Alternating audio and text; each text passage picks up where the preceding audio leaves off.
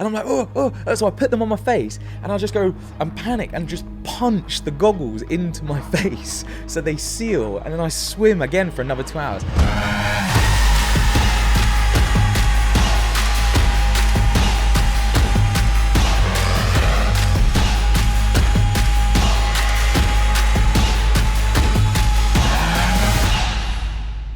Hi everybody, welcome back to this next episode of Beyond Victory. Ross Edgley today is with us, and we've just been chatting before coming on just now, and I can tell you this is going to be awesome, so I'm going to take the risk of saying this is going to be awesome 100%. You agree? I agree. We've said it now, haven't we? We've got to deliver. Exactly, but we will. We're used to that, no? Yes. We're used to delivering under pressure. That is it. If there's one thing we can do, I think there's that. Yes. And we're sitting here now in London, actually, in the, 12th floor, huge windows looking out onto some massive square, beautiful day.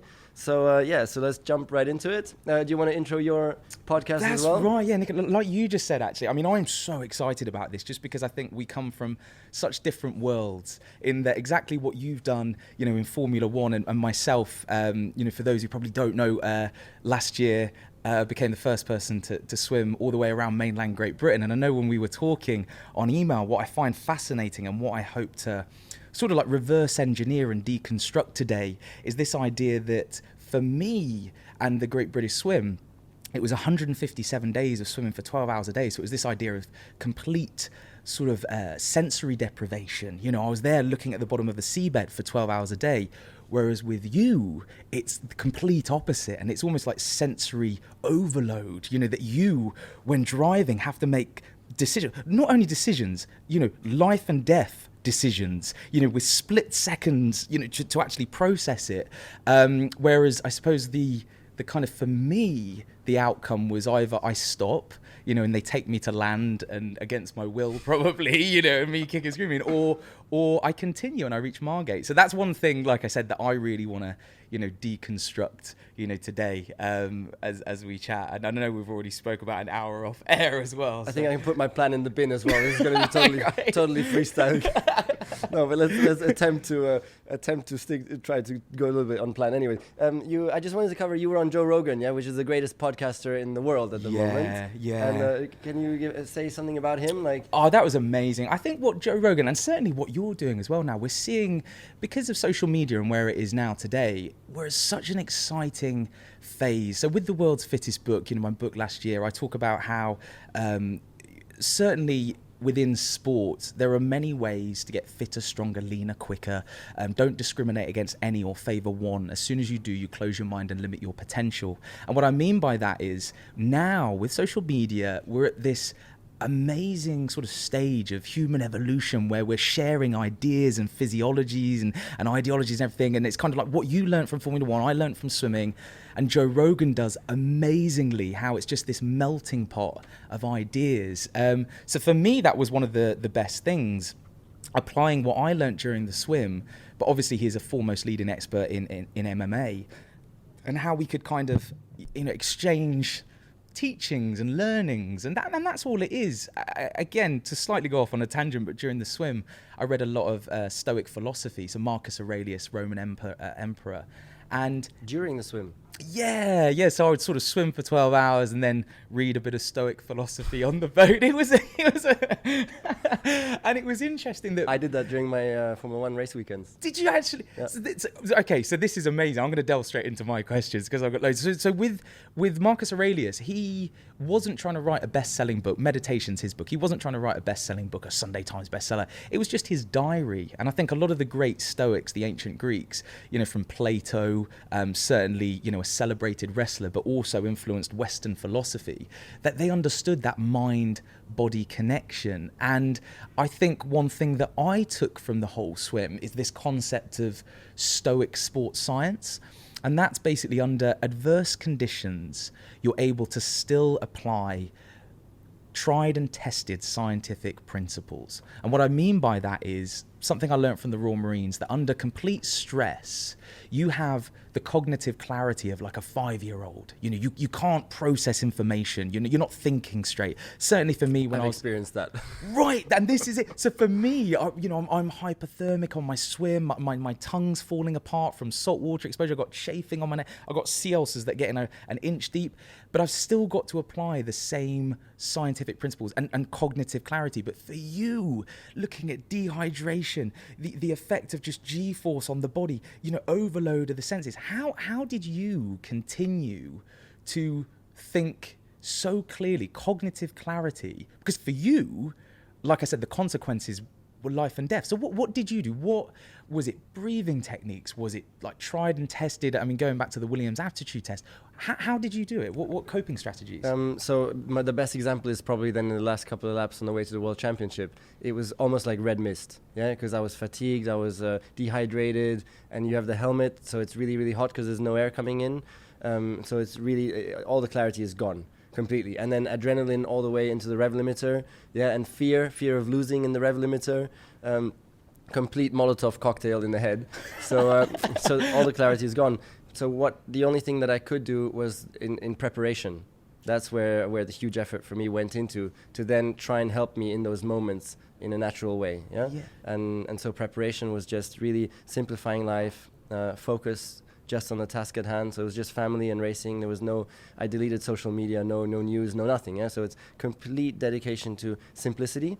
I like a lot of meditation, like even up to an hour in the morning, an hour in the evening, and just calming the whole life situation down. Yeah. And that will then help you have a couple more % capacity and clarity in those most extreme moments. Yeah. Right. I think eventually, even in a race car where you have like long straights, you could have learned to apply some meditation even in those moments, which could have been quite powerful. Mid-race? Yeah, because you have, on the straights, you have a couple of moments where you can relax.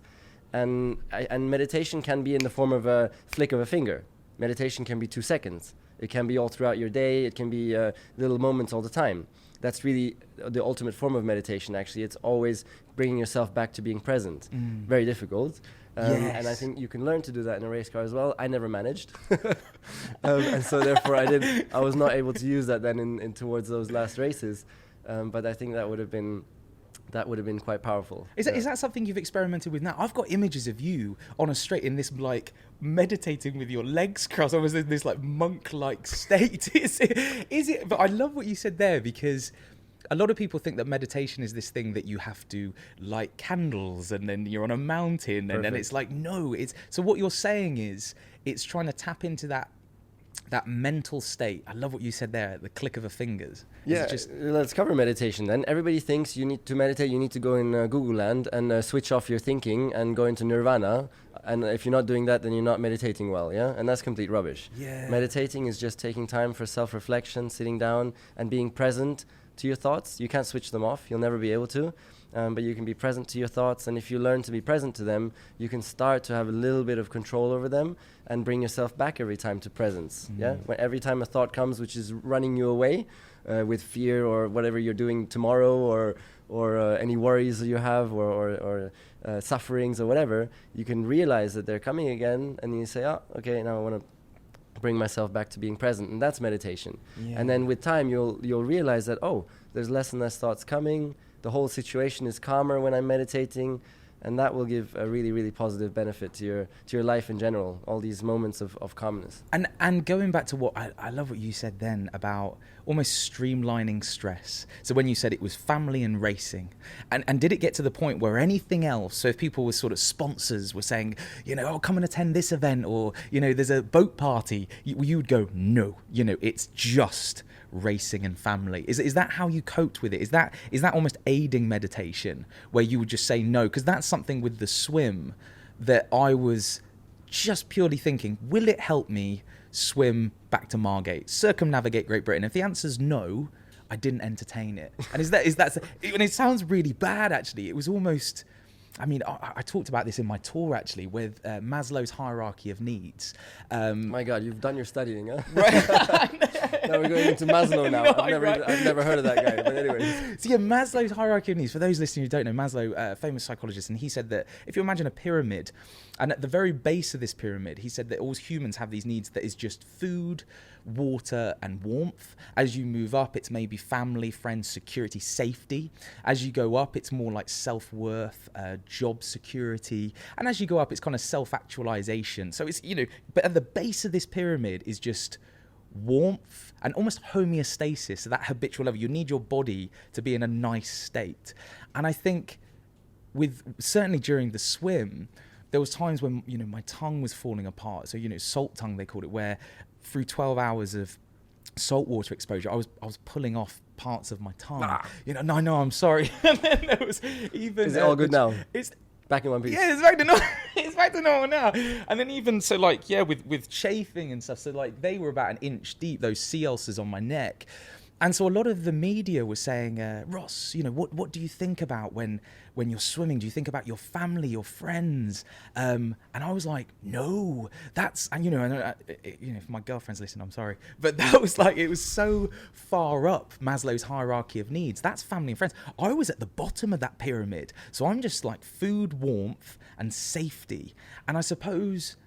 my question is it the same that when you were racing, you're just thinking, wow, I need, you were talking about even deprivation of oxygen, I love what you said, that cocktail in your head, your biochemistry is all over the place.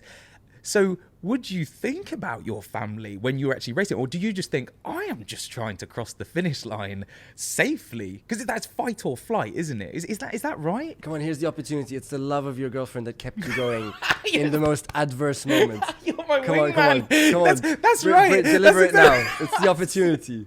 You are my wingman. That's exactly what... But it is, I'm too honest for my own good. But What's her name? What's her name? Hester. Okay, there we go. Hello, Hester, if you're listening to this. You're such a legend. But would you think about, honestly, your wife and kids when you were racing? Honestly. No, but to what you were saying, yes, it was the most extreme form of simplifying and only doing what will help me to win and be the champion in the end of the year. Yes. But to the most extreme way, it's total dedication. So when you're in there, you're thinking right turn, left turn, right, okay, and then foot down. Well, in the car, unfortunately, my mind, I wasn't the most skillful at being present. And in the car, a lot of fear coming in and thinking about, what if that goes wrong? And I'm sure then I would be also thinking about my family, disappointing my family because of all the effort they put in as well. So when driving, that would be... so you would think about it? Yeah, it would be. And I think that was a weakness of mine. Yeah. I'm sure that other drivers are able to be much more in the moment and have less of these fears and worries and thoughts coming in. Because that's interesting that when I deal a little bit with the Royal Marines down at Limestone, and some of their psychologists talk about this idea... they said, you need to be more like a ninja. And I was like, okay, this sounds good. I'm listening. And they said a ninja would have made peace with the fact that in a fight, they're going to die. That's the worst case scenario. And they've made peace with that. They're like, I'm fine with that. That's an honorable death. That's fine. So they were more focused on the process. The outcome was irrelevant. They were just if we're fighting, I'm just going to swing my sword better than you. Whereas if they were fighting somebody who was this fear of failure, that they'd already think of the outcome. So that can, upset the process. And it's this kind of fear of failure that can interfere with motor skills and cognitive clarity that we're talking about. So when I was swimming, I was very much just thinking the outcome, it doesn't matter. I'm just going to focus on the process, one arm in front of the other as efficiently as possible. But what I find fascinating, what you just said, is... Look, the very idea that in 2016, we spoke about this, it blows my mind that if aliens came to this world and they said, what is that? And you'd go, oh, that's a car.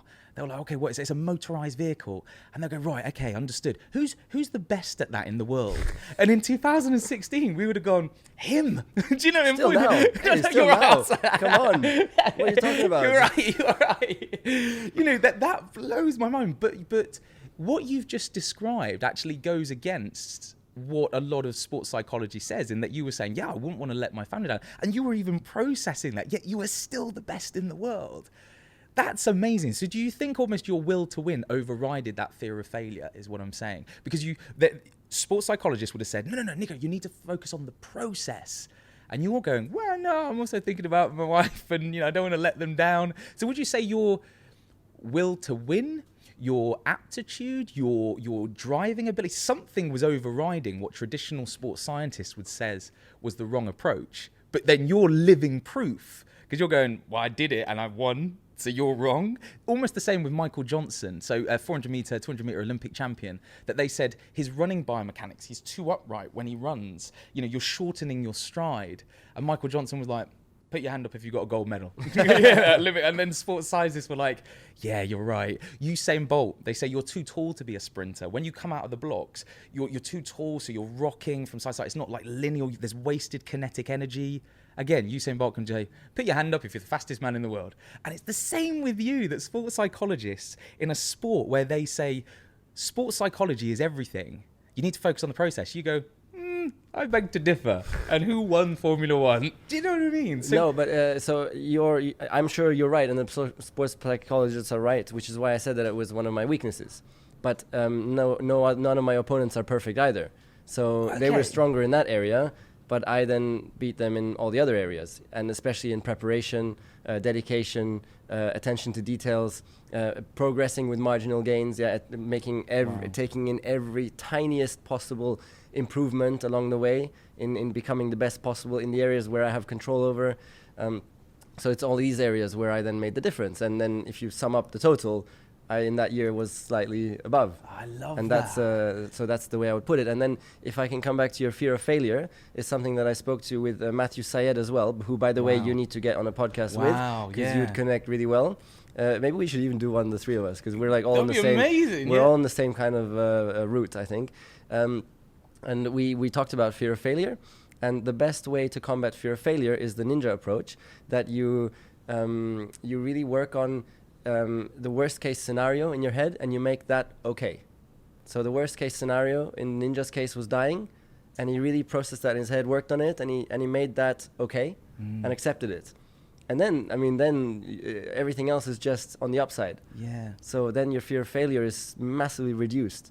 So even if you're now out there going to buy a house, if you work on the fact that, okay, if you don't get that house now for the maximum offer you're willing to put, if you keep on repeating that to yourself, and you make that scenario okay, ideal case, you even already have another house which you have an eye on, which you say, okay, if this doesn't work out, I'll be very happy to get that one. Then that is such a strength for you in the negotiation and reducing your fear of failure.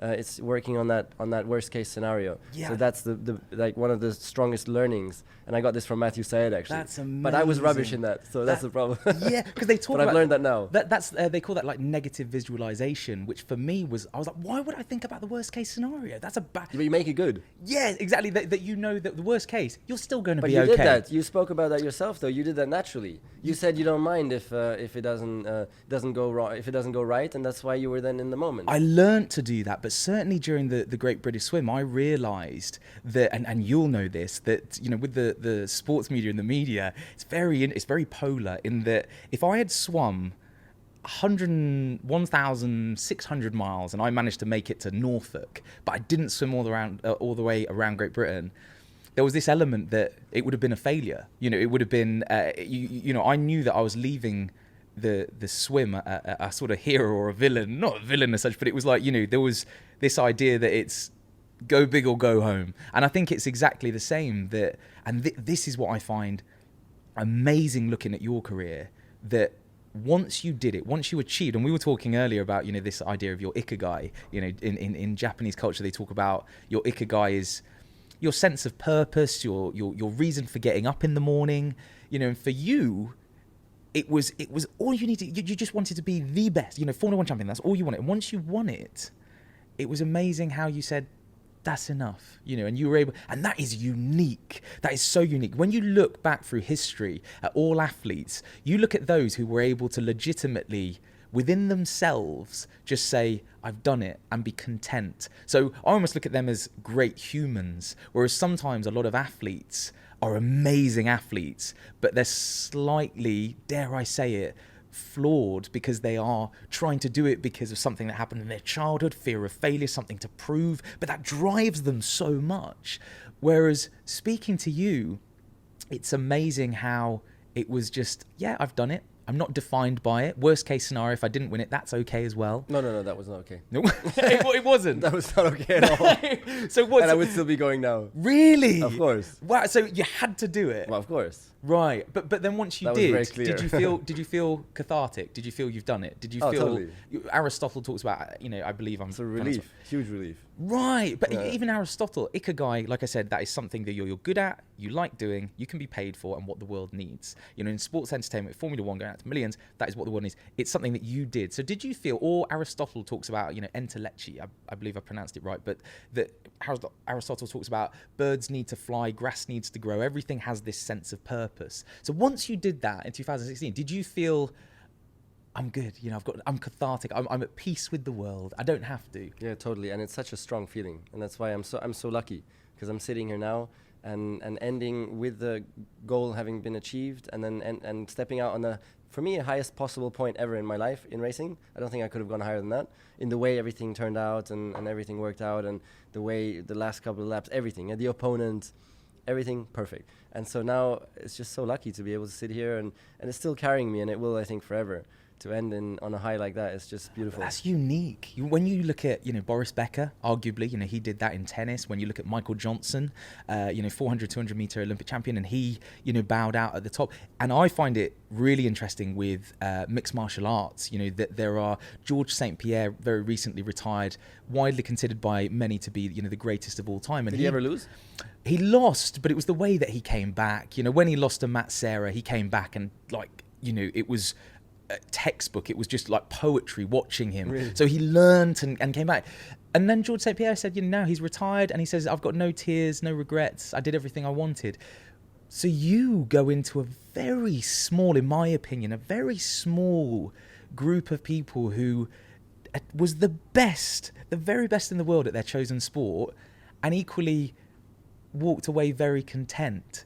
And I think, and I say this sort of from experience, that, after the Great British Swim, it was amazing. A lot of people were saying, that's, comparing it, and I like the story with Captain Webb. So 1875, for those who don't know, 1875, they said the English Channel can't be swum. They said it's the tides are too strong, water's too cold, it cannot be done. But Captain Webb, on a diet of brandy and beef broth, in a woolen wetsuit and goose in a fat. woolen wetsuit. Woolen Come wetsuit. on, this is it. That's not funny. Swum breaststroke all the way across, because I quote, front crawl was ungentlemanly like. So breaststroke all the way across, 23 hours it took him, and the record now is something like 6 hours, but it was just the fact that Captain Webb, and when he did that, everyone was like, wow, he can, the impossible is possible. So with the Great British Swim, a lot of people, the sailing community said, you can't swim around Great Britain. Corryvreckan, giant whirlpool in Scotland, the tides are too strong, Cape Wrath, Arctic storms coming from Iceland, you can't do it. So when I did it, there was comparisons to Captain Webb, and I've never sort of fully spoken about this on any podcast, and it's only now that I can exclusive on Beyond Victory. Here we go. No, this is big. It is, because no, genuine. I wanted to actually get your opinion on this. So this is kind of void of the podcast. It's almost looking for, I suppose, your take on it, so I can learn. But a lot of people are like, Captain Webb, and he was celebrated. Captain Webb was on, he had his picture on a box of matches. He wrote a book, The Art of Swimming. He was a celebrity at the time, and widely celebrated. But what few people understand is, after that, he had this desire to keep going for whatever reason. When you look back through history, they said that he was a devout husband, and maybe there was that sense that he needed to earn some more money as well for his wife, and keep that lifestyle that he'd created for his family. So he said, I'm going to go and swim Niagara Falls. And they said, no, like that's swimming suicide. And people said to him, how much money did you earn from the English Channel? And he said, this much. And they said, do you want my advice? Keep that money and live as modestly as you can, and be happy, be content. Captain Webb didn't listen, swam Niagara Falls. And what people don't, and this doesn't What do you mean with swam Niagara Falls? He tried to swim through Niagara Falls with the water crashing down within all the whirlpools and the water. He tried to swim across, and people were like, it's impossible. The same way with the English Channel. when they found his body, he died, but when they found his body, everyone thought he died from drowning. No, like his body had basically been crushed, his limbs contorted. And the reason I say this is because, I mean, for all of the Great British Swim, and people see, you know, the lights and me coming onto Margate and hugging my family, but I'm very aware that the comparisons to Captain Webb, it's also like, no, you know, that when you've got a good thing, and to kind of say, okay, I've pushed it as far. And I think it's exactly the same with you, that the outcome with Formula One is, especially, you know, with your wife and kids, it's like you have to, you know, bear that in mind. I know it's a hobby and it's a passion that burns inside, but I suppose my question is, how did you walk away? Was it ever a question in your head, or did you just go, I'm done? Or did you have that conflict in your head where you were like, another season? Like, did you want any more? Even looking at Alex Honnold recently, who free soloed El Capitan, and I want to have him on the podcast as well next. I mean, he's amazing. But people are saying, you have to be done, right? You have to be. You know, that's like, there's nothing left to do. And it'll be really interesting to see what Alex does next. So with yourself, did you feel that? Did you want to do another season? Did you want to race again? How did you walk away? Or why did you? What was it? Well, I still love the sport, and you get addicted to success as well. Yeah. So of course I wanted to do much more and win another championship and another 10 championships or whatever. But I'm quite a rational thinker, so I just rationally really pushed myself as well and listened to my instinct. My instinct was telling me now is the perfect time to go away, because it would put you in. It would be such a great thing for the rest of your life if you now stepped away in this moment after having achieved your actual goal that you had until then. And so I just stuck to it and pushed through with it, and I was now proven right, which is really cool. So that's really nice to see. And of course the danger as well played a little bit of a role, definitely, because I was always one of those that was aware of the dangers, and one of my fellow drivers passed away just 2 years before that, Jules Bianchi in 2014, in a big crash. So it was very, very on our mind. It was still on our minds, you know, that it's still absolutely extremely risky, our sport, and there's some tracks and some corners which are just pretty crazy still, and you just know if something goes wrong there, then it's really not going to look good.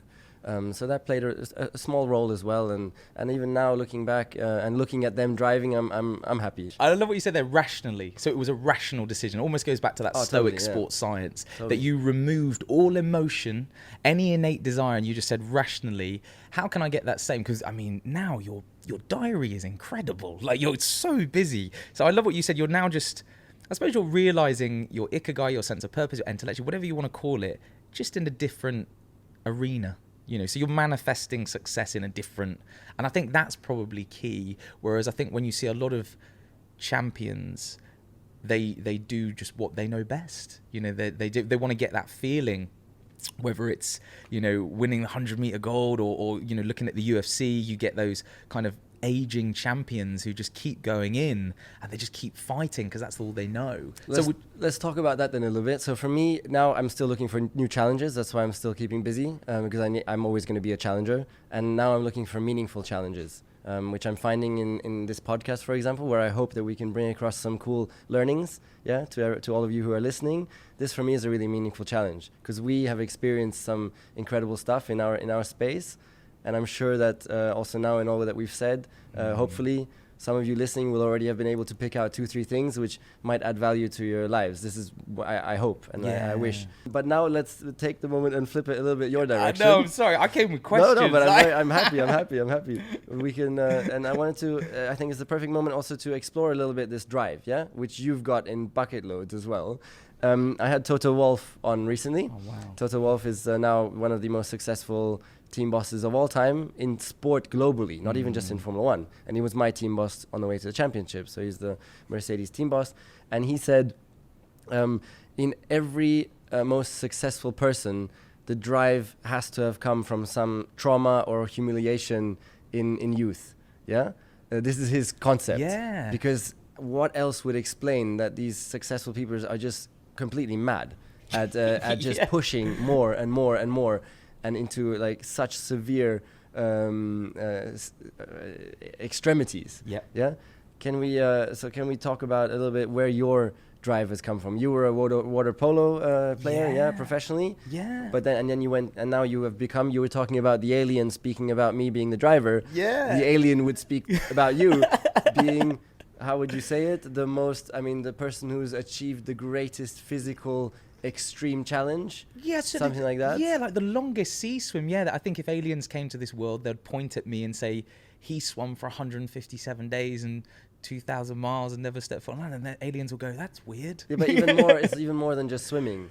You've put yourself possibly into one of the most extreme physical challenges and overcome them that a human has ever done. I would suggest. Oh, well, that means a lot. Yeah, I mean, it was, yeah. The alien would agree anyways, Yeah, no? yeah, I think you're right. You wouldn't be too picky. Yeah, you're right. It definitely became less about swimming. It wasn't about, are you bilaterally breathing? What's your leg kick? It was just... it's the size of the challenge. Yeah, are you going to keep getting in the water day in, day out? So, perfect. Where does the drive come from? It was... I love that. Why put yourself into such a unbelievably, incredibly huge, tough I've been challenge? asking myself exactly the same question, because I absolutely agree with that quote and I love that. For some reason, I haven't. And when I was even speaking on Joe Rogan, I think Joe expected there to be some deeper, sort of darker thing that happened in my childhood, and I was like, my granddad, one granddad was in the military, the other one was a marathon runner, my dad's a tennis coach, my mum was a sprinter, so sport was all we did. And I think my love of sport and athletic adventures just comes from this idea of set yourself a task and then just as an experiment unpick the principles of what made it happen. So it's just, I use myself as a human guinea pig, and it's weird that desire, it's almost scientific. It's almost, what will happen to the human body if you swim around Great Britain? We don't know, no one's ever done it. And I'm like, okay, cool, I'm going to try it. And I think looking at future events, I'm just saying, like you, there has to be a reason. I don't want to just do it. Because now, if people said that, some people were saying, swim around Australia and sharks aside and everything else, I'm like, but it won't prove anything, because it would just be a bit longer. I'm looking for something that has a deeper science. If it expands our understanding of the human body or psychology, then that's what drives me. And I think when I am, sort of long gone and training at the gym in the sky and I'm looking down, I'll be like, the world was a little bit of a better place because of me.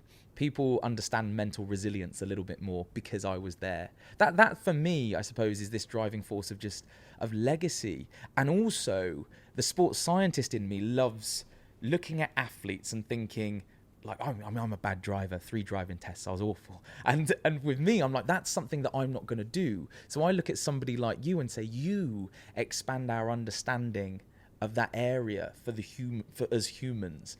Whereas with me, one thing I'm really good at is swimming, floating and eating. And I'm like, so I'll push our understanding in this, particular arena. So my driving force, it's strange. And I know it's strange because I had a great childhood and, 2 brothers, so I always had training partners with football, tennis. So it's weird that for me, I do think I'm just driven by just trying to understand. Oh no, I suppose there's a slight fear as well of, I know that in time my body won't be able to swim around Great Britain. So when I'm 80, I don't want to ever look back and go, I didn't use my full genetic potential. And I think that's one thing, everybody even listening, and I love what you broadcast on your podcast, because everyone can take the teachings and everybody has a genetic predisposition to be good at something. And for me, once I found that, which was swimming, I was like, right, I'm going to just see how far I can push this. But there'll be people listening now who will go, I'm quite good at rowing. And I'm like, great, Talisker Whiskey Atlantic Challenge, rowing across the Atlantic 3,000 miles. I'm quite good at running. Cool, ultra marathons, Barkley marathons, sign up to that. So there's all these challenges. For me, it's just swimming. It's what I'm good at. It's what I know.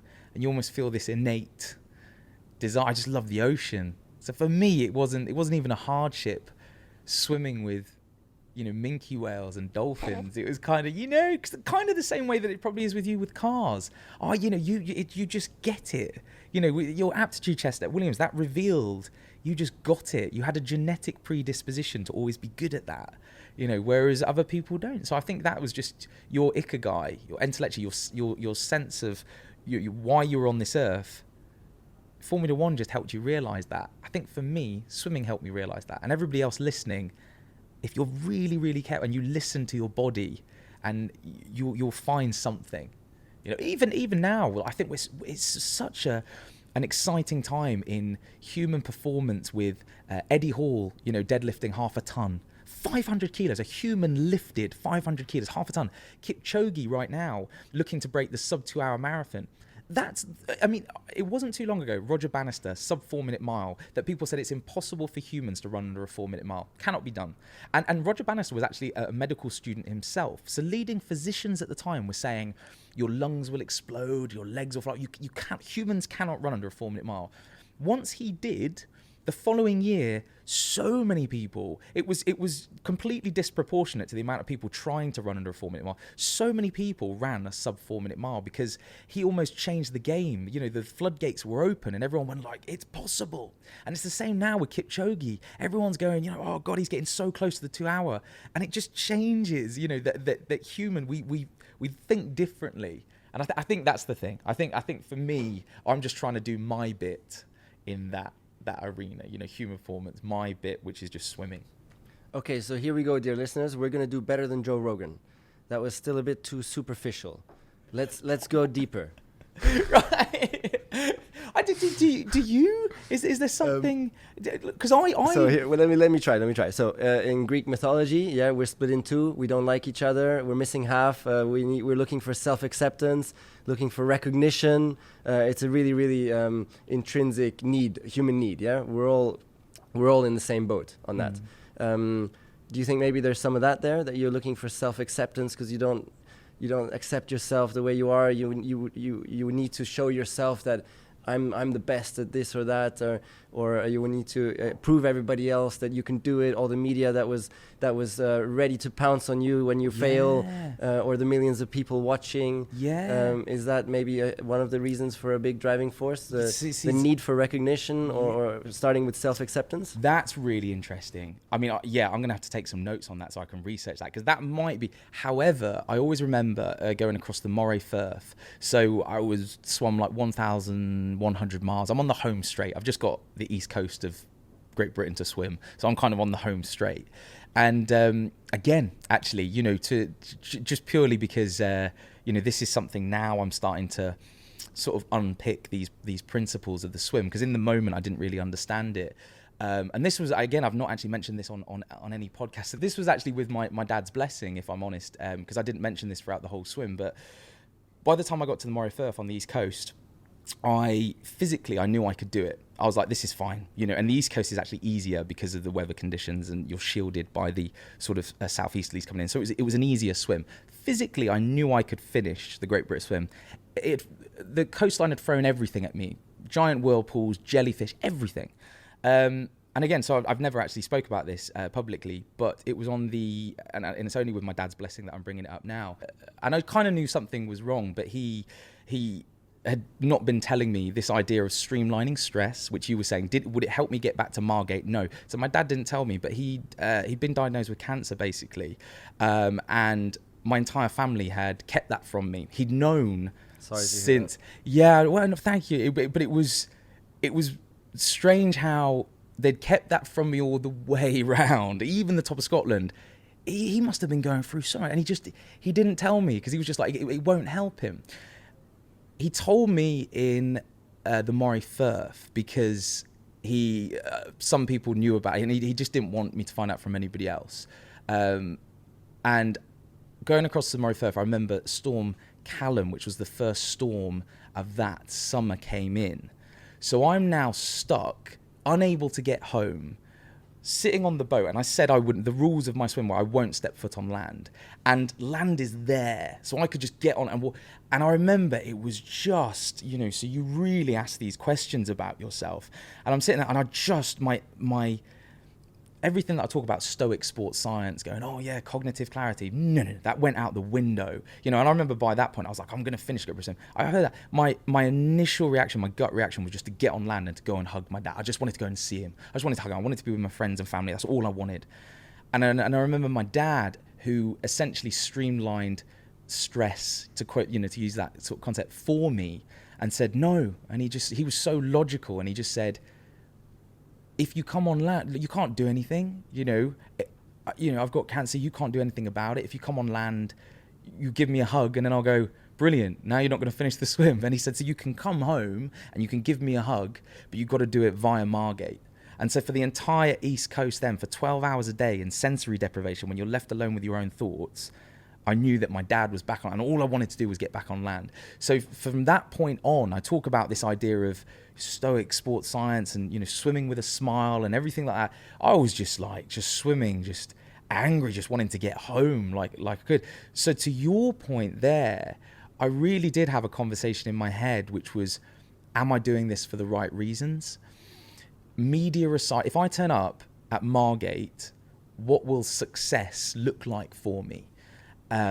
Will it be turning up and media and cameras where, I know everyone's cheering? And I was like, because if that's the case, go on land now, Ross. Just go on land. That's not the right reason to do this. But is it to just arrive on land? And like I said before, actually, with my granddads and my mum and my dad, we've all got this sporting, you know, background. Or if I arrive in Margate and just my mum and my dad and my brothers are there and we all go for pizza and I can sit there and tell my dad about the minke whale, you know, around, you know, I was like, is that enough? And I was like, yeah, that's all I want. If I can go and have pizza with my dad and tell him about the swim, that's enough. And so I had to make sure that I was doing it for all the right reasons. And even now, I'm so glad that my dad was strong enough, was stoic enough, because I wasn't. I remember when we were sitting in it was by Dunbar, which was the second storm in Scotland, and I was just sitting there and I had like cabin fever, and I was just like, I just want to see my dad. And I remember I turned to Matt, the captain, as well, and I was like, I'll just go swim. I'll swim. I feel helpless right now. And in my head, I was just like, if I swim, I'm helping my dad because I'm getting back to Margate. And Matt was like, you're not swimming in a storm. And I was like, no, it'll be fine. And he was like, no. So I wasn't thinking rationally at all.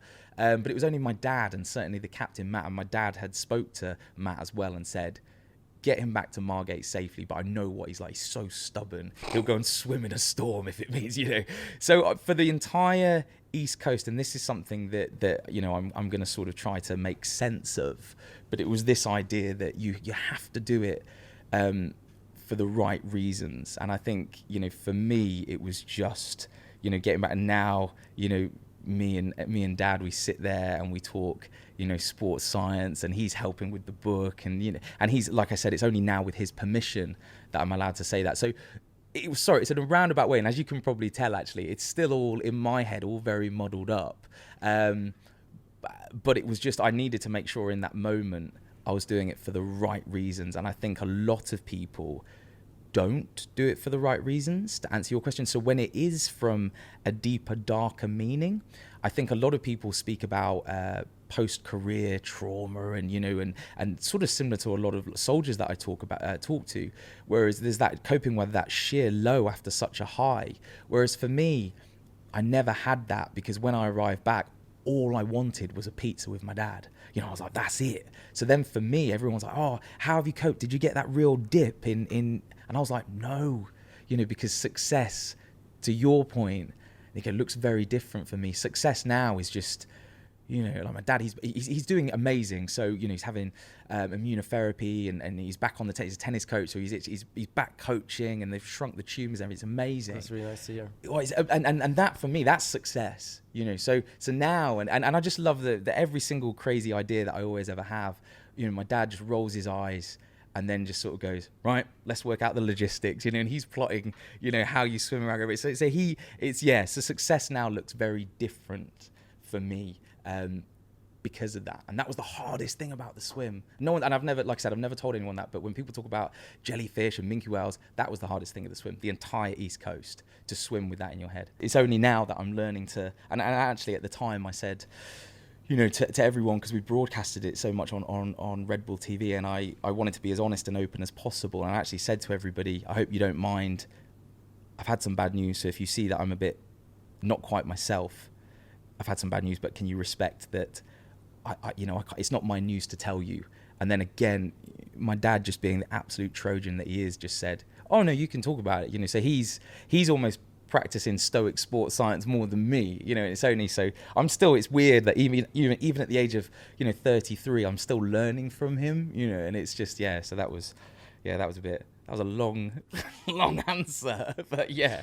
Can we jump into the hardest moment during the swim? Because I think that's always Yeah. very, very fascinating. Yes. And how you fought through that and overcame it. What's the, like, pick one out? What would be the absolute toughest moment? I'm sure that one was possibly the toughest one. Yeah. So take a second toughest one then, please. Yeah. So And after one that, you're right, because after that, everything else seemed a bit trivial. But so, maybe before that then. So before that, up on the north of Scotland. Yeah, the worst. So before that, and I'd take this all day, every day after the East Coast, but it was definitely Corryvreckan. So, giant whirlpool in Scotland. And Matt, the captain, turned to me and he said, Ross, giant whirlpool now. People have lost their lives. People have lost ships. It's no joke. You have to swim and swim hard. And we hit it at a spring And it pulls tide. you downwards, or Yeah, and when you were sitting up on the boat, you could see, giant. You could see the whirlpool. You were like, oh, I honestly, I was like, that sounds something like Greek mythology. I was like, no, it's legit a giant whirlpool in Scotland. I was like, wow. And we spoke to some of the local fishermen as well. Local knowledge was amazing all the way around, and some of the local fishermen there it got weird. They were talking about watch out for the hag goddess. And all this thing in folklore. I was like, who's the hag goddess? And they were like, in the Kelpie, which is this in Scottish folklore, like shapeshifters, like mermen and mermaid. I was like, what are you going on about? And so they told me this, and I remember when I arrived at the Corryvreckan, the sort of the wind, the way it funnels down into the Inner Hebrides, it just howls down there. So it's haunting. So I'm not superstitious, but at that moment I was like, oh, like the hag goddess is here. So anyway, I'm turning. I said to Matt, I was like, okay, I'll swim hard for 6 hours. So I'm swimming like this. I've got 6 hours in my head. If I can swim for 6 hours, I'll get clear of the Corryvreckan. So I'm swimming. I'm looking at my watch like that as I'm swimming. I remember I got 3 hours in, and I got stung by another jellyfish, the giant jellyfish of Scotland, like 5 meters long. But I've been stung so many times before. It hurts. It's like a bad nettle sting, but it's not bad. It's on the face, yeah? Yeah. It's not bad. It hurts. Do you have Vaseline on the face or anything? Or? No, I mean, the tentacles, they're so fine. They were getting through that anyway. And after 6 hours, you have to keep reapplying it if you did. So I'm swimming as hard as I can, 3 hours, and then I get hit by this one jellyfish, and it felt different. Did you see it coming? No, that's the other thing as well. Like sometimes it's certainly in the dark, you can't see the hand in front of your face, because there's no light from the land in Scotland. It's so remote. So stung to the face, and I remember just thinking, ooh, I said, that one feels different. This jellyfish, it felt like somebody... That one was the most unfriendly. Oh, yeah, real, like, it didn't like me. That one was mean. It really mean. It was a hench one. But it felt like somebody had a hot poker, and they were like, it was searing into my skin, this hot poker. I was like, oh. And I swim. I swim for another 2 hours or something, and I remember I was just like, my face was now numb, like I'm almost dribbling as well because it's almost paralyzed. That's part of my face. I'm swimming, and I look up at Matt from the boat, and I go, Matt, I said, I'm so sorry. I said, I need to stop. I said, I've been stung by a jellyfish. I said, but it won't go away. I said, it's searing into my skin. And he looked down at me from the boat, and he just went, yes, I know, because it's still wrapped around your face. And the tentacle had threaded into my goggles, and I'd been wearing the tentacle and jellyfish for 2 hours swimming. So I took off. I won't repeat what I said. I threw away the jellyfish and the tentacle, and then I tried to put my goggles back on. But come on, just repeat. We can do some beeps. I was angry. I was. Were you angry at the jellyfish as well? Yeah, I was angry at life. I was angry at the sea. I was angry at the hag goddess. I was angry, and I threw away the jellyfish, and then I tried to put my goggles back on because Matt's now shouting at me, going, Ross, he goes, swim, Corryvreckan. So I'm now being pulled. Another whirlpool. Same one, but it's pulling me back in. It's one. a spring tide, so it's a really strong tide. It's pulling me back into the Corryvreckan. And I go to put my goggles back on, but I've been stung so much, and I'll show you a picture later, and you go, my face has changed shape. My eye sockets are so puffy that my goggles won't go back on my face, and they won't seal. So I'm being pulled into the Corryvreckan, and Matt's going, swim, like that. And I'm like, oh. So I put them on my face, and I just go and panic and just punch the goggles into my face so they seal, and then I swim again for another 2 hours. I get clear of the Corryvreckan. We finally make it. I'm now stung. I've got toxins in my body. My heart is like beating so fast. My face has changed shape. And I climb onto the boat at the end of that tide after 6 hours. It's horrendous, the worst swim I've ever done. And I get on the boat, and I never forget that Matt was just like, well done, mate. yeah, okay, tide changes in 6 hours. See you again in a bit. And it was just how unforgiving in that moment. You realize you've done everything, but it's still not enough. I still had 900 miles still to swim. So that, for me, at that moment, I was like, it's the ocean just doesn't care. It's unforgiving. Exactly the same with Formula One. It doesn't care about how many followers you've got, how much media. It doesn't care if you've got a family or not. It's unforgiving. And I think it's drawing that same parallel. It's when you know that and you don't, there's that idea of sometimes people feeling, sorry for themselves. And so I was just like, there was no time to feel sorry for myself. I could have, some people even said, oh, it's amazing, Ross, that you've not cried or, you've not been, I'm like, no, I want to. I was like, please don't think it's for any noble, brave reason. It's just the fact that if I wanted to get on the boat after that and have a little bit of a cry and feel sorry for myself, I could have done, but I'll be back in 6 hours, and that's going to eat into my sleeping time, how much food I can take on board, if I need to sort of treat sea ulcers. That was one thing that was never really captured on camera, this idea that after every swim, my neck was like chafing so bad. You can kind of still see it there, that I'd have to finish a swim and I'd just have to sit there like this, upright in my bed, like that, waiting for the wounds to dry, because they were like weeping wounds. So I'd just sit there like that until it basically dried enough that I could put my head on the pillow. If I didn't do that, the amount of times that Matt would sometimes wake me up at 2 o'clock in the morning, cabin door opens, wind rushing down, and Matt would say, Ross, need you on deck, tides change. I'd wake up like that, and the bed sheets would have fused to the open wounds. So I'd have to rip it off before I could actually even get in and swim. So there was so much that wasn't caught on camera, that when people ask about the darker moments or the hardest, it was always being so alone and you're the only person you can rely on. Probably very similar to what you do. It's like, you can't outsource help. Yeah, you've got your team and everything, but it's, you're going around a corner at silly miles per hour. You only have yourself to rely on. I think that's one thing that would be one of the nicest takeaways from this for listeners, I think, is know that if you've prepared and, like you said, you've done all of the research, you can rely on yourself. But know that's what you have to do in so many. It's like life. Yes, absolutely is a huge team sport, but sometimes only it's a real solo endeavor.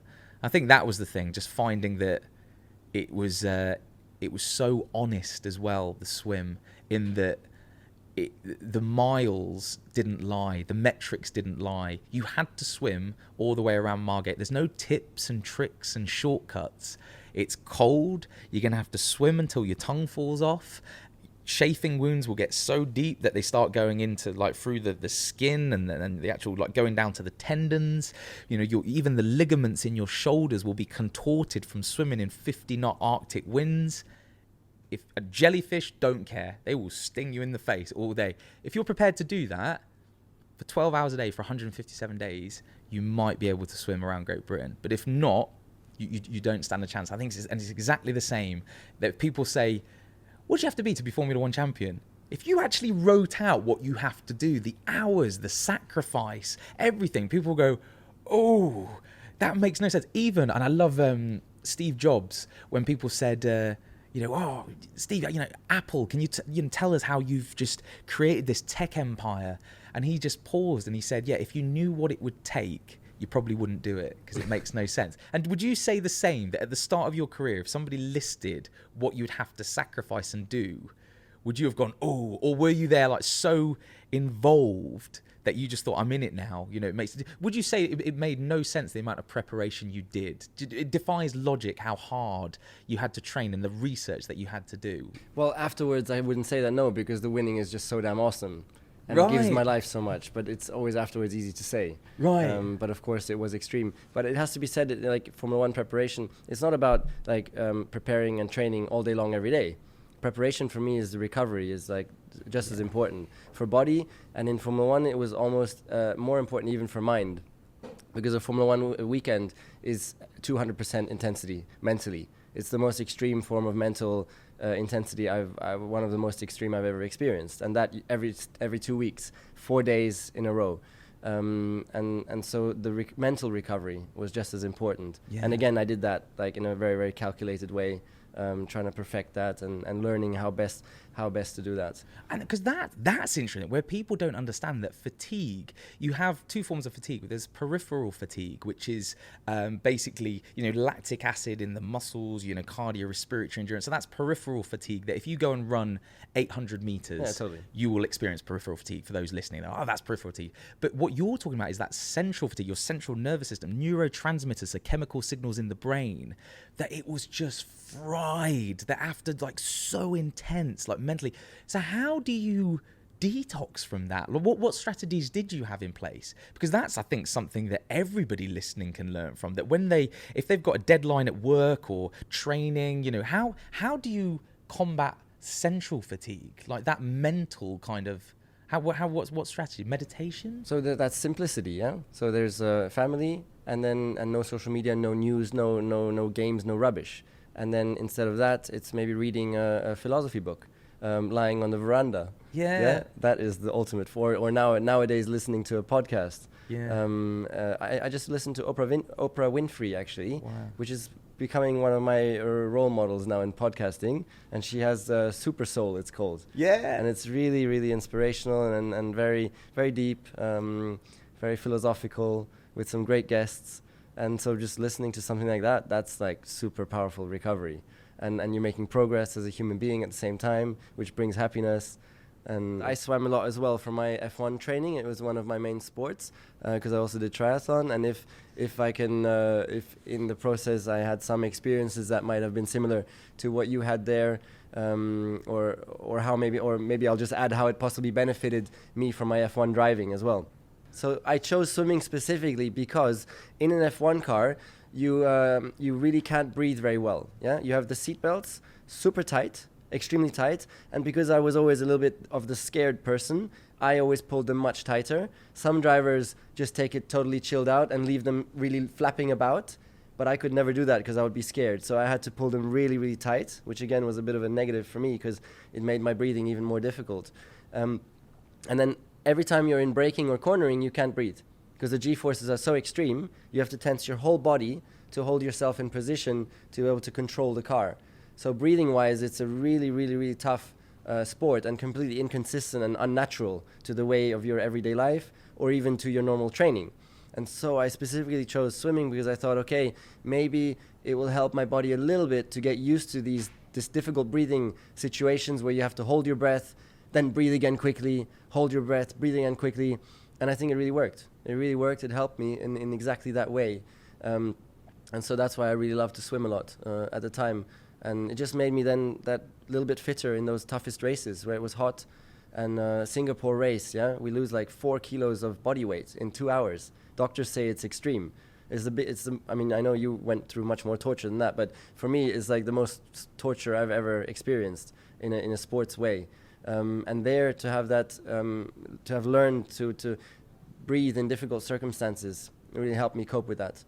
And so that's one of those learnings. But apart from that, nothing compared to what you've experienced, of course, because it was always just an hour session or something, not more than that, and never in what did you call the whirlpools? Oh, the Koryovekan. Never in the middle of Koryovekan with a giant jellyfish on the face, ripping through my skin and my goggles, and with the eyes so puffed up that I had to punch the goggles back into my face so that they would hold. But so I never went to those places. You're so right that I think it's so similar in that what you described there.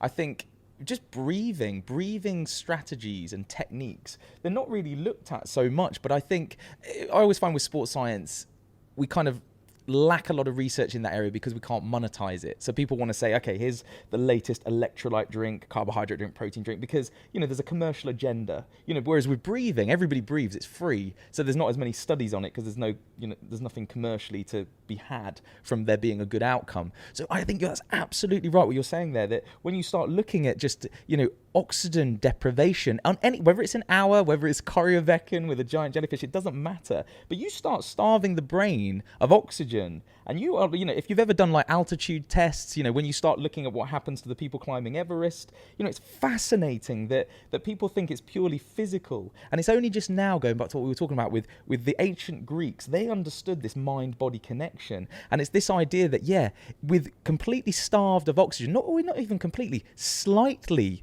starved of oxygen, if you're able to actually continue to breathe, Wim Hof actually, he would be amazing. Legend. Oh, you need to, everybody listening, you need to watch that, the Yes Theory on YouTube. Oh, he's amazing. Wim Hof video. But he talks about, so those breathing techniques that he talks about to actually alter your biochemistry. He says that we're all alchemists, have our own biochemistry. So it's exactly that too often we think of ourselves in terms of, like mechanical machines. It's like, no, we are these complex biochemical organisms. And if you're able to continually and efficiently oxygenate your body, even looking at the pH that Wim Hof talks about so much, that, when you start to make sure your body is slightly more alkaline, it's naturally more alkaline rather than becoming acidic, which you can do through his breathing techniques that he taught me. Exactly the same. He taught you not in person though. Yeah, no. So I lived with him in Stroh, in his house in Stroh. Oh, Nick, you're going to have to come out. It's amazing. Well, this is weird. So this is incredible. Okay, we're continuing the podcast. Let's go. We're adding another hour now. Come on. Good question. But so they're very quickly. So with Wim, he invited me out to Stroh. So this was before the Great British Swim, and he was, the cold was going to be a real issue. And one of the things that he taught me was not only this idea that we're atrophying these ancient age-old mechanisms. So, when we get in the cold, our capillaries vasoconstrict and vasodilate to try and thermoregulate our bodies. So all of us in this room now, if I said, everybody, right, let's go and jump in an ice cold lake, everyone will be like, no, why would you do that?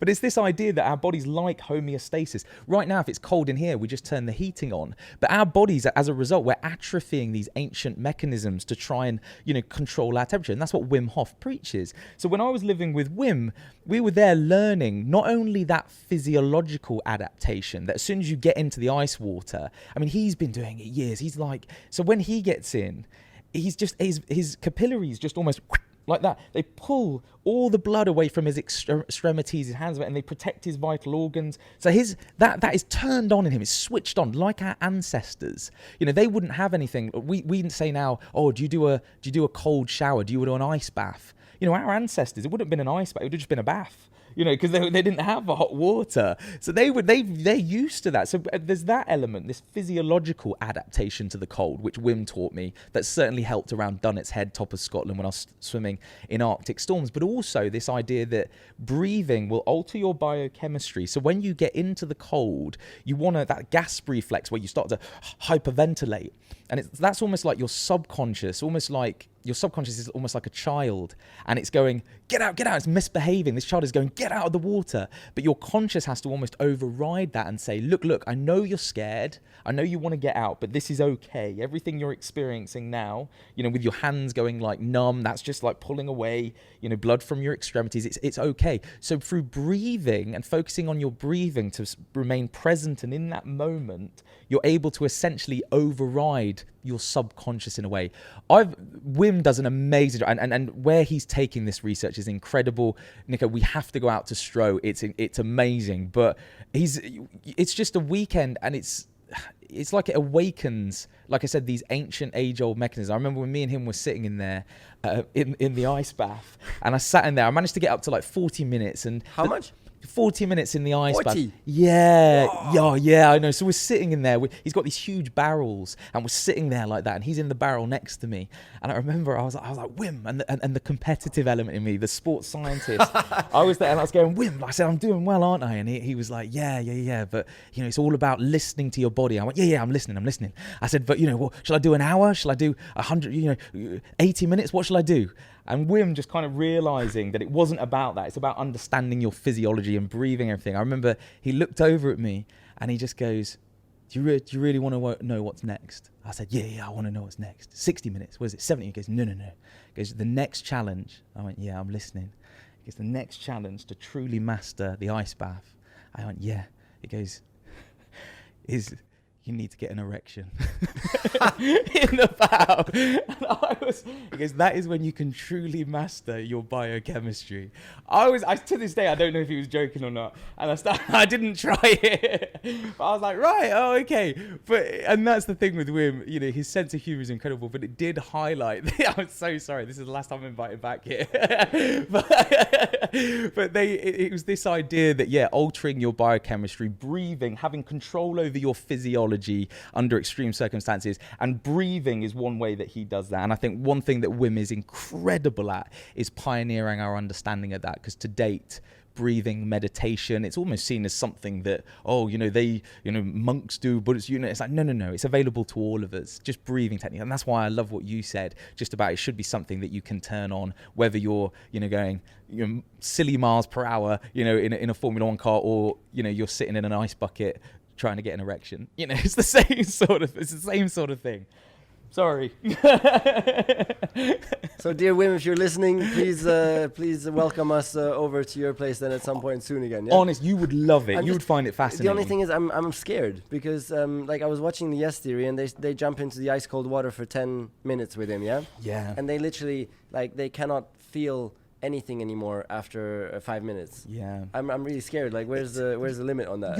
You're right. Or you think it's all good? That it's safe? I honestly believe that human biology has remained relatively unchanged for thousands of years. So we are so much more powerful than our own minds often lead us to believe. I know, but things will freeze off at some point. I mean, I just met Mike Horn, the explorer, who had to cut off his own finger. You're right. Because it went blue and it went dead. So he had to chop off his own finger. You're absolutely right. Because otherwise it risks infecting the rest of the body. You're absolutely right. There's a limit to everything. You're right, but I mean, some of those, when you start looking at, like Ranulph Fiennes, who's amazing. He talks about going into his shed and sawing off his fingers. Yeah, that he just looked at them and just went, "Yep, they're no good to anyone." He saw them off. Or he talks about he got in the bath.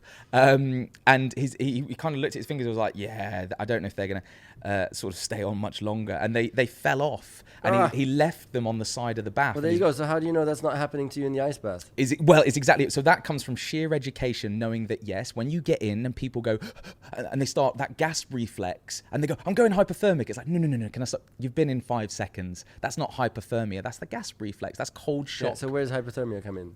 Many minutes, hours, minutes down the line. So this is exactly it. And if you get out and you've got that cold management, you get out, you heat up your body, have something to eat, thermic effect to do. There's strategies that we have to make this happen, Nico. You would love it. Oh my that goodness. When you do it afterwards. Oh my goodness. You'd say, dear listener, do you want a YouTube vlog on that then? You would Me and love Ross we're visiting Wim Hof. You would love it. And me chickening out after 20 seconds and jumping back out and going home. But what Wim has an amazing ability is he talks you through the whole thing. So it's exactly what you just described, saying that feeling will be so alien to you as it is to most of us, because we're used to now controlling our body temperature and things. But I honestly believe our ancestors wouldn't have thought anything about going swimming across a frozen lake, because that's what needed to be done. That's what they needed to get there. They needed to go hunt. They needed to move their family. We were nomadic during certain parts of human existence. We had to travel like that. So now, even sometimes I'll barefoot run, and I'll go running around London, and I've got no shoes on. People looking at me going like, what is he doing? And it's just like, but no, we've atrophied these ligaments, tendons in our feet by putting on these big shoes. So me running barefoot, you're looking at me like I'm strange. But really, society has changed. I'm working like Mother Nature intended. And I think it's the same. This is 100% happening. I'm ringing Wim when I get off this. Honestly, I will make this happen. But everything that you're describing about just that alien feeling and that fear, that's exactly it. Actually, to almost quote you, I know you're going to regret this. No. I'm already suffering now. Because I know that I'll do it. I would do it probably. The same way that you said with your public speaking. Not good. The public really speaking. But now you're comfortable with it. I honestly believe, and I'd love to do this, and at the end of the year, for you to still be doing ice baths. And we'll do a nice cold. I hate the cold. It's the worst thing. I hate it so much. Did you hate public speaking as well? Yeah, but I hate the cold even more. But do you hate public speaking now? No. Then do you feel that at the end of this year, you'll be like, I love the cold? I'll always hate cold. Okay, we're doing this. So everybody stay tuned. Me and Ross are going to visit Wim Hof. Happiness. Let's go on happiness. What are you doing? How are you looking on that? And what are you doing for it? Good. Yeah.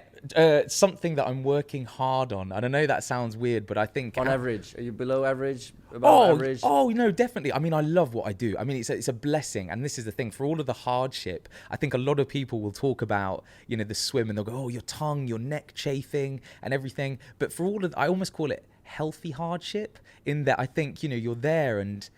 you kind of, this isn't so bad. No one's forcing me to swim. The sunsets are pretty amazing. The sunrises are amazing.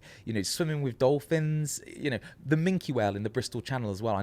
This was an experience. It was just incredible. Do we have him on video? Yeah.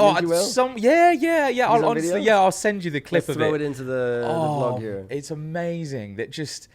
so for those who don't know, who didn't maybe watch the Great British Swim, when I swam across the Bristol Channel, because I was swimming for 12 hours a day, the wildlife became very familiar with me and was like, oh, he's back again. He's just, making... You made friends. Loads of friends. Apart from the jellyfish. That's nice. But this minke whale... It was swimming around me and swimming under me. It was blowing bubbles in my face. And I remember I turned to Matt and I said, like, whoa, like, what is that? And he goes, it's a minke whale. I said, it's fine. What was his name? I don't know. I didn't name it. I think it was a girl. What do you mean? Poor thing. Well, you're right. Actually, we spent a lot of time together. we think it was a female. So the reason we say that is because I said, Matt, what is going on? And this minke whale was just like, wouldn't leave me alone. It was kind of like swimming under me, like I said, and everything. For 5 miles, all the way to Wales, this minke whale followed me. And I said, Matt, what is going on? And he said, I think she felt for you. This is it. So Matt said, I think it's a female. And I think that she thinks that you're an injured seal. She wanted to help. Yeah, she did. So she guided me all the way to Wales. And then when we looked on the marine tracker, as there's the actual depth of the sea, it got a little bit shallower. That whale kind of breached one more time, as if to say, you're safe now, you weird sea-dwelling mammal, and then let me carry on to Wales. And it was so to go back to your original question about happiness, I think you always find some unbelievable moments. And I love what you just said there, just about when I said, what about the hardship? What about the sacrifice? And you just went, it was worth the winning. So you knew that there's this ability to sacrifice now, but have this form of elation that so few people will understand. I mean, is that fair to say that you almost knew that you were sacrificing now, but what you were going to get was just going to be incredible? Yeah, the problem was I never believed I'd get it. Really? So even with that, and then managing to win is another cool thing for all of you listeners who don't believe in yourself. Right, really? You don't have to believe in yourself to have huge success. This is amazing. And anyways, you can't... Everybody says believe in yourself. It's bullshit. You can't just flip the switch and start believing in yourself. It doesn't work like that. But this is incredible. So what you're describing is just basically like when you were talking about, every champion has flaws. It's just how much you can learn to limit your limitations on that. Yeah. And it's now the same. You're saying you don't have to believe in yourself. You can have flaws. This is are you going to write about this? I am writing a book soon, yes. This is incredible. And it won't be about Formula One. It'll be about human performance and personal development, yeah. Which is incredible. Because I love the whole space. When is that coming out? I'm going to pre-order. Are you going to order it? Well, 100%. I'm going to pre-order now. I'm going to put my order in now. I'll give you a free copy. Right, this is amazing. But this is, so you're almost like, I love this. But that's the thing, I think, like, when you look at Nassim Taleb, a famous economist, and one of the quotes of his that I always love, he said... Black Swan. Exactly, Black Swan theory. Wow, yeah. And he was talking about as humans facing limited knowledge, always resort to prescribed ideas and narratives. And it's always like we're trying to put things into pigeonholes and we're trying to understand how the world works. It's like with food, when we go, oh, calories, yes, that's how food works. And we look, I mean, few people understand that the calorie was invented by a French physician who had his head in a steam engine and needed to basically measure what that energy was putting out. So he invented this idea of a calorie. It wasn't long before a guy called Wilbur, actually, he measured the thermic effect of food. So he burnt food and measured its exothermic effect, so how many calories it was giving off. Once we had that, we then introduced it to the American food system. And it wasn't long before now we all understand, that calorie counting, this idea of, that food has this number of calories is what we understand now. But food is far more intricate than that. It gets so much more, we're extracting far more than calories from food, vitamins, minerals, phytochemicals, everything gets really intricate. But we humans like to think we know how things work. So we're just like, yes, calories and food, we've got it. But it's exactly what you're describing now as well, where I think sports psychologists like to say, this is how the brain works. And we like to think we know how it works. And we put things into pigeonholes. Again, Nassim Taleb, facing limited knowledge, we resort to prescribed ideas and narratives. And what I love about what you're doing is just No, it's far more intricate than that. And no one can argue because ultimately you did it. You know, you are a case study, so you can't argue. But I have to add that my sports psychologist says I don't really fit into his concepts. Right. So, so in sports, we call that like an outlier. So he's saying you're an anomaly. A little bit, yes. Really? And he's seen a couple of sportsmen in his time. So. No, that's amazing. What, you said it doesn't make sense how you're I'm wired different? Well, no, but because it's usually that is a little bit of a weakness where it's not the strongest form of sport of personality for having great success.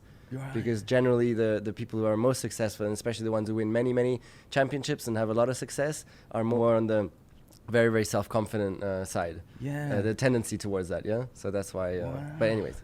But there's also weaknesses with that, because then you don't question yourself as much. Yeah. Because you always think the other one's wrong, I'm right anyways, and you don't learn as much. So that's a big weakness of those kind of people.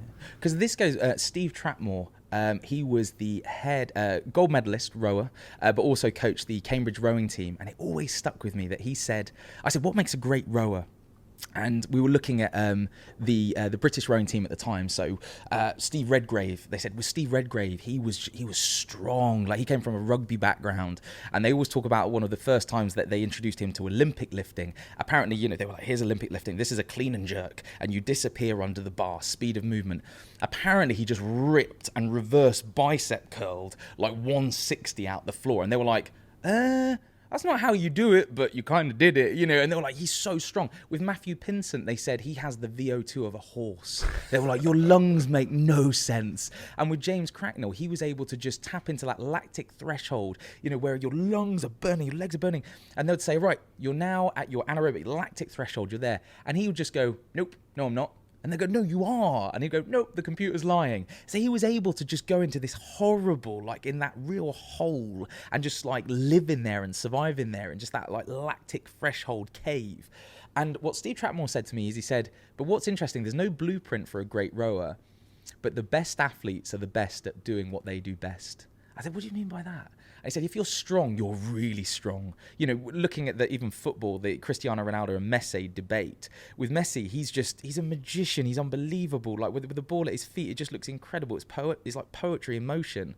You look at Cristiano Ronaldo, and he's a specimen. He's an athletic phenom. He will leap higher than any other, and he's incredible. But they're the best at doing what they do best. And I think it's probably the same. That what you're saying here is, you know, yeah, there's no blueprint, but I was really good at doing what I did better than anyone else. So looking at other drivers, for instance, is there something, even looking at now or past, is there something that the past champions did better than anyone else? Is there an attribute that they just owned better than anyone else and just was able to play to their strengths whilst limiting their limitations? There's different ways of becoming champion, as I said, but I think the greatest champions, I had Michael Schumacher as my teammate for 3 years. So I was really able to study him, and I learned, first of all, passion, unbelievable passion for what he's doing, unbelievable drive, dedication, every day, all day. I mean, the power he puts into to win, yeah, unbelievable, and the attention to detail. For example, he pioneered that it's not just about driving, but there's a huge technological opportunity to use for your advantage.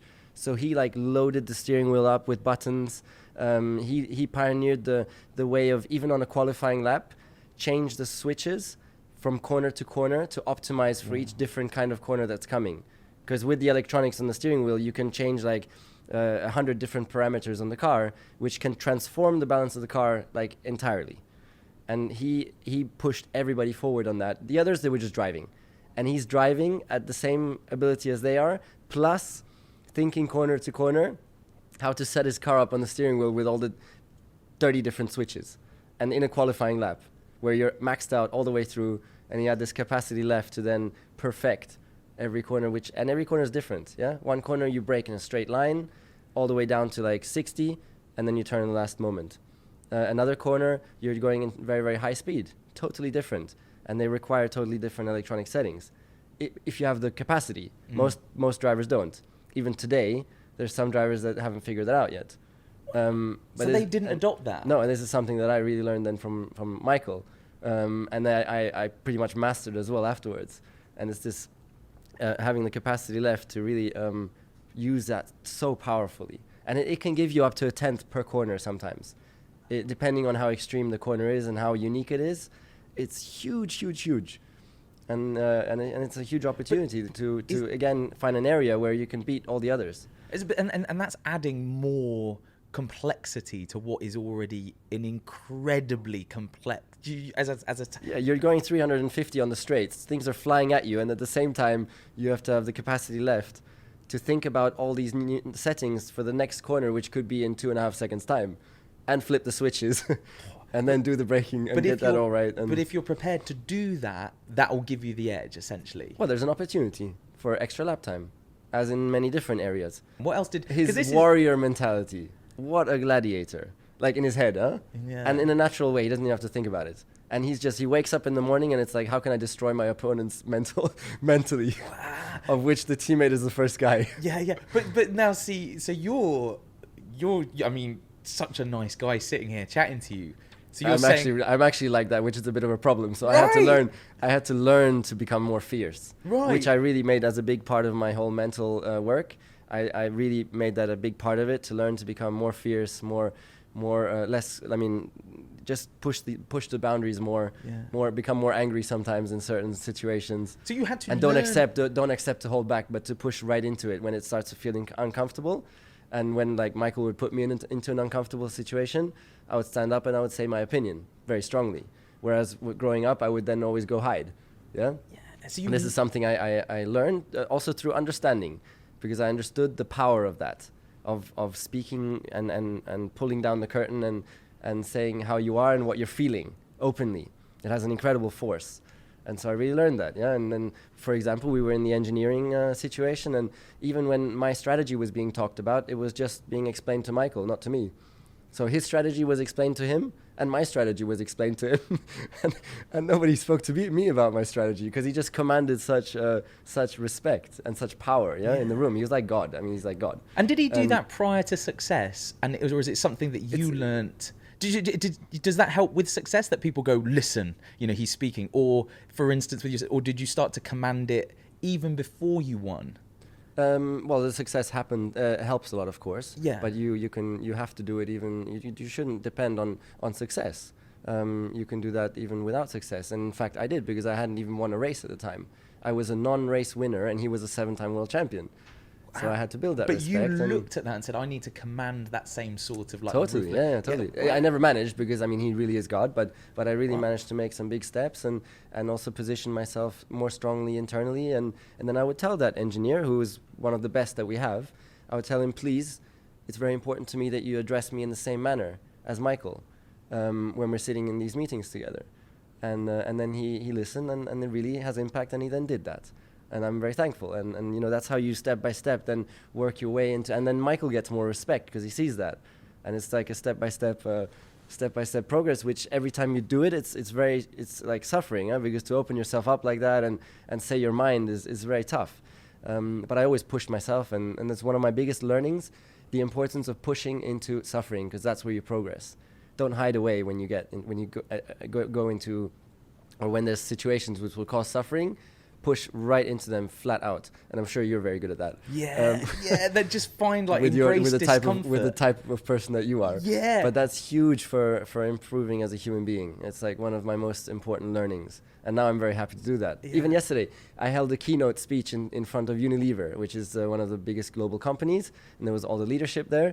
I couldn't even speak in front of my school class when I was 6 years old or 10 years old, from fear and shyness and fear of them thinking I'm an idiot or whatever. And now I can even speak in front of the global leaders of a global company on my own in a keynote with nothing but a few notes on a paper.